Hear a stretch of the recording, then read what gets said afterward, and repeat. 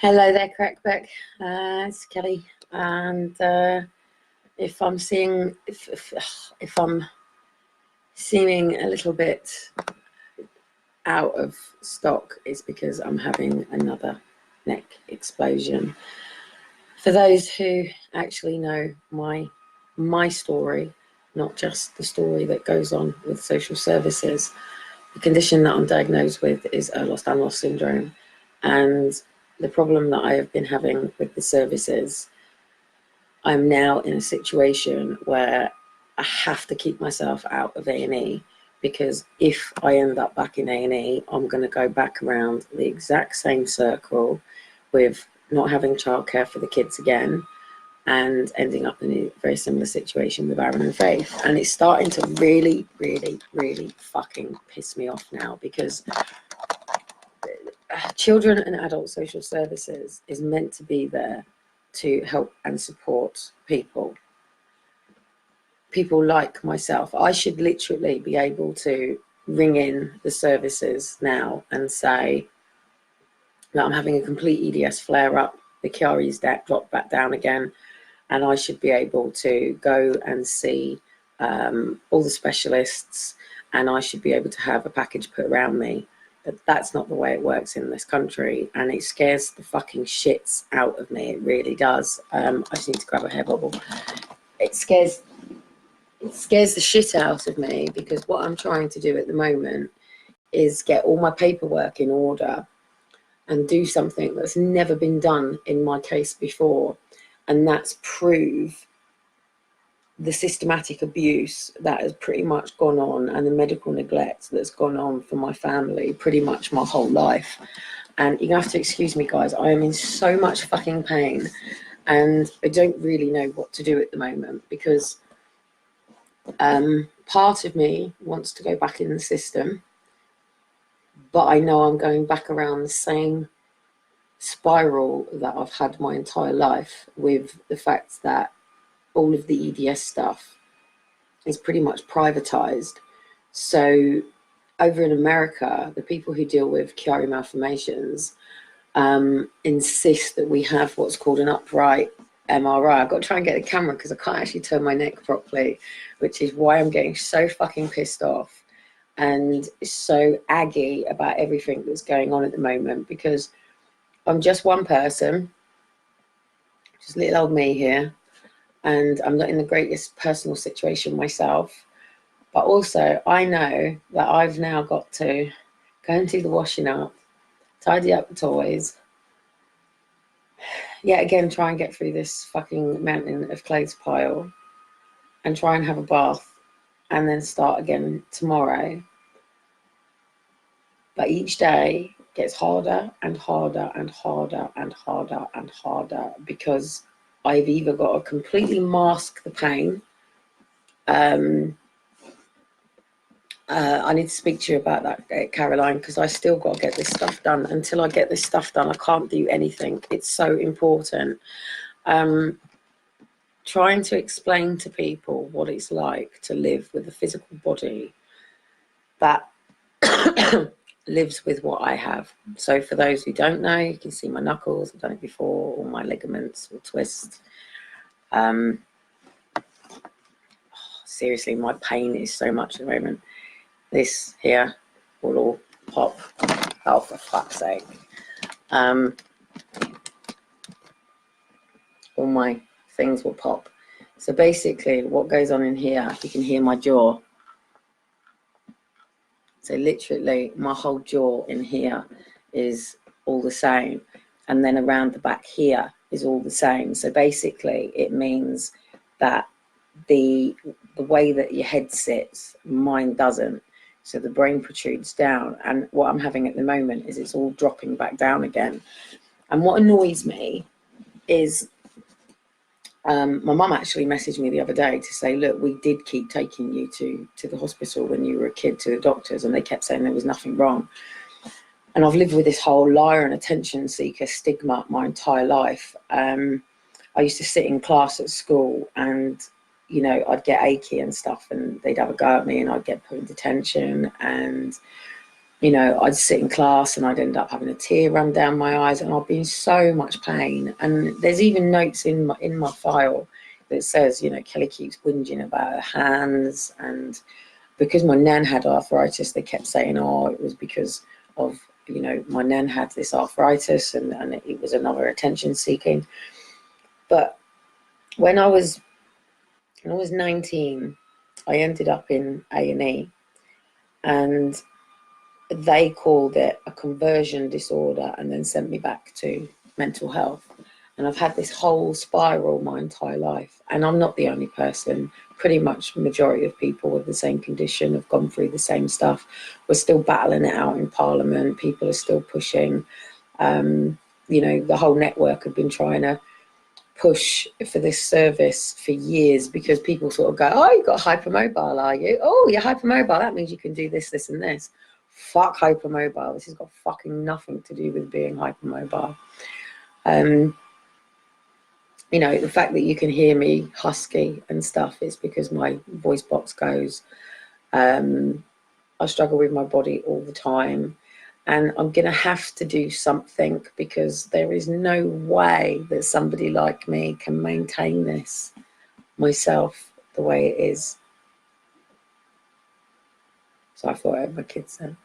And very, very, very, very clearly, both of the boys are showing signs of EDS as well. And of course, I've got the fact that, you know, what social did with Aaron and Faith, they fucked everything up.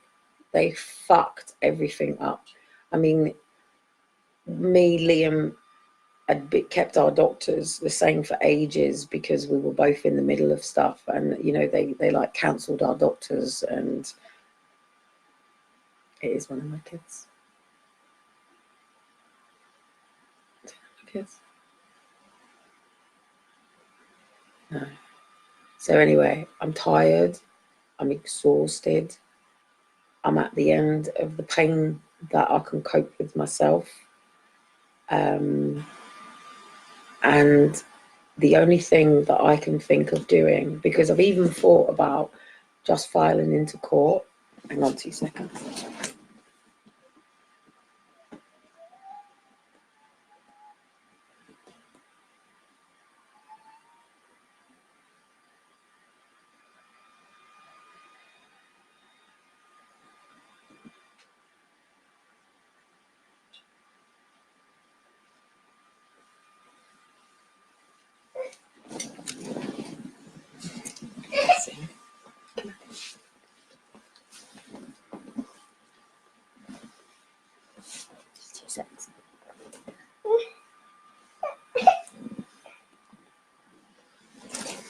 The joys of living in a noisy place. I've thought of just literally applying into the courts and just doing it through the courts alone. But what worries me about that is it could spin it to having social backing again.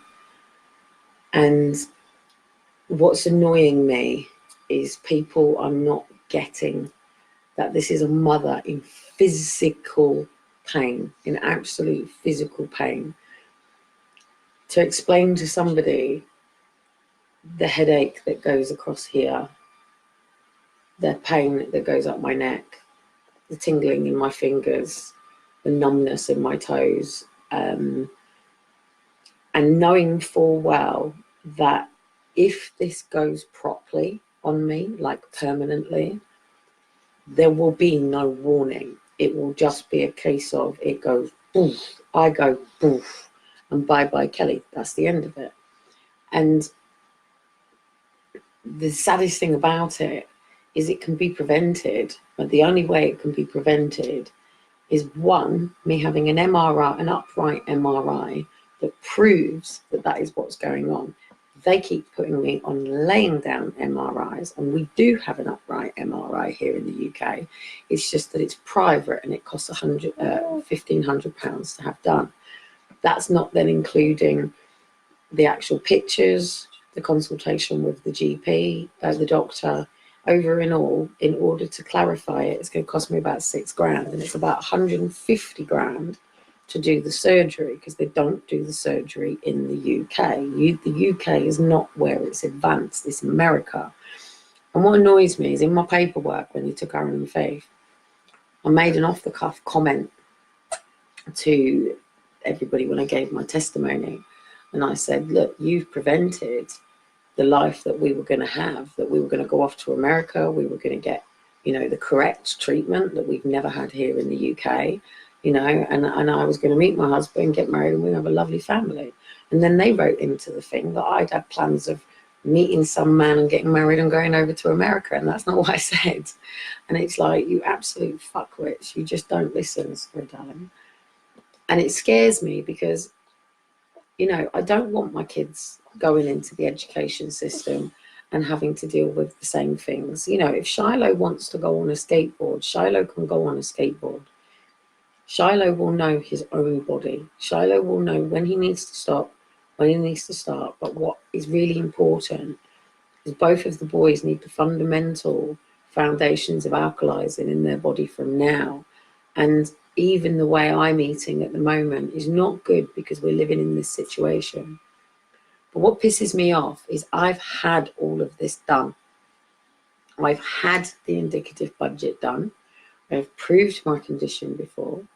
But every time you deal with the system, you have to produce evidence again and again and again.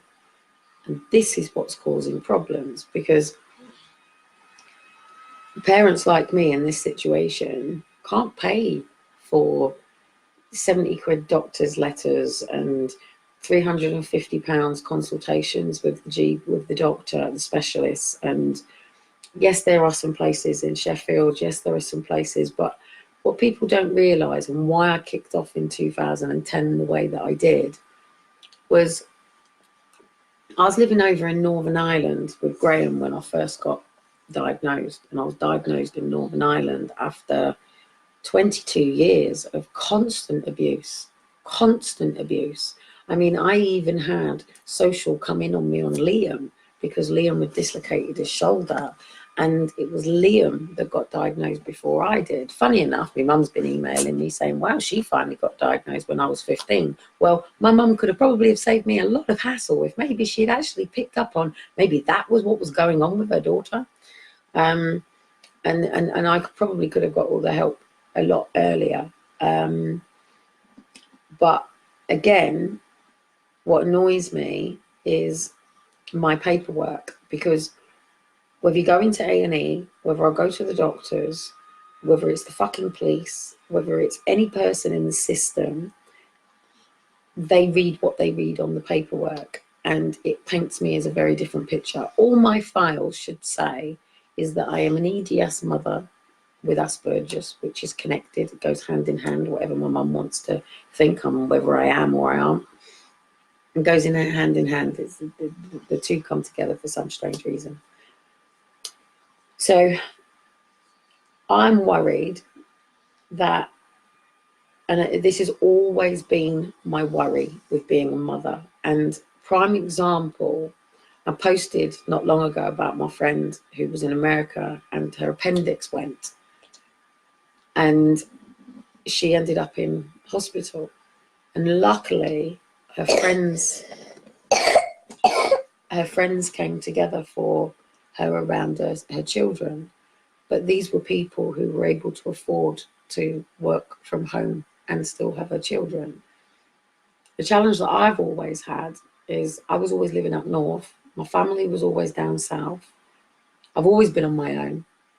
The problem with being an Aspie is it keeps you very isolated. You tend to just be on your own.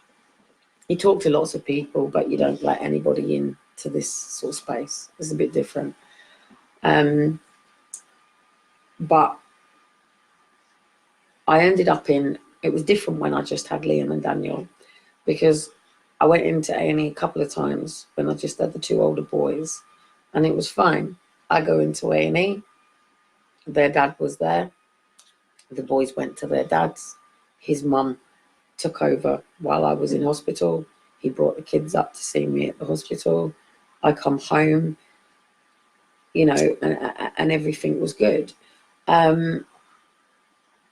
And then obviously when I had Aaron and Faith, it was different. I've got 2 young children. I couldn't rely on their father. And the thing is, even if I do get this sorted, I've still got to go in for surgery. And in order for me to go into surgery, that means I've got to have someone with my kids while I'm under a GA, knowing full well that my kids are safe. Nobody's putting them in foster care. I begged my family. I fucking begged my family when I had Aaron and Faith, and I knew all this was going on.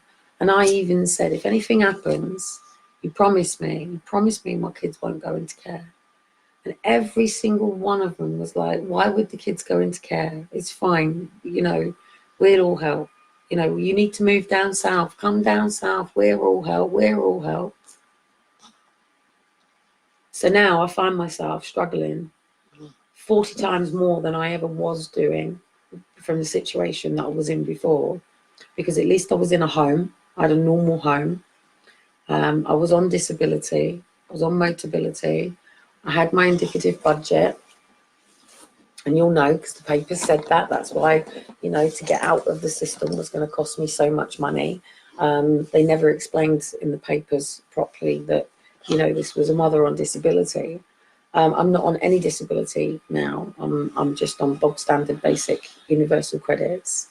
I'm so used to having physio on a regular basis. I've always had an indicative budget in, which means I've always had a carer that comes in. And I've had that since 2004. So carer comes in the morning and in the evenings, and for 2 hours once a week, just to do, you know, the deep clean. That was always part of my support through adult social care. And then obviously, all I was trying to do at Save the Family was put that 24-hour emergency care over, because a mum like me wants to know that there is a 24-hour emergency plan in place for your children. I should be able to have a proper working relationship with social. I should be able to have an adult and a children's social care, social worker. There should be no problem. There should be no stigma with that. There should be, because I don't have the family support, you know, there should be a respite foster carer that is linked to my family, that if I say, look, you know, this particular challenge is going on at the moment, and they turn around and say, well, I tell you what, Kelly, you know, we'll come out to the park with you this afternoon, you know, not feeling so great. I can't cope with the cold. My body can't cope with the cold at all, and I'm not kitted out for it yet. So until I'm properly kitted out for this weather, I can't go out properly in the cold. It's too much. It causes me extreme headaches. It hurts my body. I know full well I couldn't cope being down on the camp, and I couldn't rely on anybody to, like, sometimes I can't turn my head quick enough, and, you know, I've got to sort of like look around for my kids. So, and people don't see this with me. Even when I used to campaign on Downing Street, you know, people used to whinge about me, you know, needing to walk or go and check something or something. And it's like, you know, you don't understand. I live with a physical condition. I'm meant to be in a wheelchair. I'm meant to have catheter. I'm meant to have fucking tubes. I push myself every day to keep going. Every day I start again. Every day is a new day. Every day is a new day that, you know, I can try doing things. So I'm going back to basics. I've got a water filter affiliate link going up, so I'm going to be getting one in myself, because the amount of shit in our water system, you know, it's poisoning all of us. Do you know what I mean? No wonder so many people are getting ill. No wonder people's bodies are getting sick. What's the matter with your nappy, sweetheart? What's the matter? You know, and then today I was thinking about it in terms of milk, and whether or not I need to go vegetarian or whether or not I need to go full on meat eater. And I really, really need to try to do as much as I can myself. But the reality is, I can't do this myself. I am not a specialist. I'm not a doctor. I'm not a medical person. I can't tell you about, you know, the ins and outs of our physical anatomy. I can tell you to a certain level, of course I can, because obviously physiology and stuff is all pretty basic. But I don't have a microscope to see my DNA. I don't have, what's going on with your nappy, darling? Is it bugging you? Let me take it off and get, oh wow. No. And the main reason that I came to Portsmouth, and this is what annoys me, because, you know, I've had my social media fucking cost me nearly 5 years of my life because people can't get basic understanding, and that's okay. I get it, blah, blah, blah, blah, blah. But, you know, social services here, they've just made things worse. You know, they've just made things 10 times worse now. And every time there's a paramedic here, and there's always a paramedic here, at least every 2 or 3 days, there's always a hospital paramedic here. And every time I'm in the lift with the paramedics, I always say to them, do you know what Ehlers-Danlos syndrome is? And they go, oh, no, I don't. I go, okay, I'm definitely not ringing, you know, an ambulance in this area then, because one of the main reasons that, you know, I spoke to the staff at Save the Family was because, one, I'd slipped on the water in the laundry room and I triggered my back off again. But because of the chair that they had in the room, and they wouldn't let me bring my own sofa in, it was causing more and more pressure on the back of my neck. And they had a bed in there and it had one of the legs off, so it was tilted. And trying to explain to them that someone like me can't deal with that's ridiculous. You can't expect someone like me to deal with it. And I had all my own property to bring in. You know, I had the content of a 4-bedroomed house, but because it was a homeless place, they wouldn't let me bring my content in. I had to deal with theirs. And it's quite funny watching these police arrests, by the way, with XR, because they've been taking people's wheelchairs, mate. You know, they have not given a shit that they've gone on to camps and they've picked up people's wheelchairs, they've taken people's crutches, they've gone into the disabled camps and they've taken the disabled toilets that have been put down there. Now, their attitude is, if you're on the protest thing, then you get treated like a protester. So it doesn't matter if you've got 1 arm, 2 legs, legs missing, you've got a physical condition, it doesn't matter. You know, you could have a freaking defib with you and they would still take that defibrillator. And this is how much they don't care. And I find this really struggling, and this is why I'm getting so upset and why I'm getting so annoyed, because like people go, oh, Kelly, you've got loads of support. No, I don't. I don't have one person supporting me, not supporting me in the way that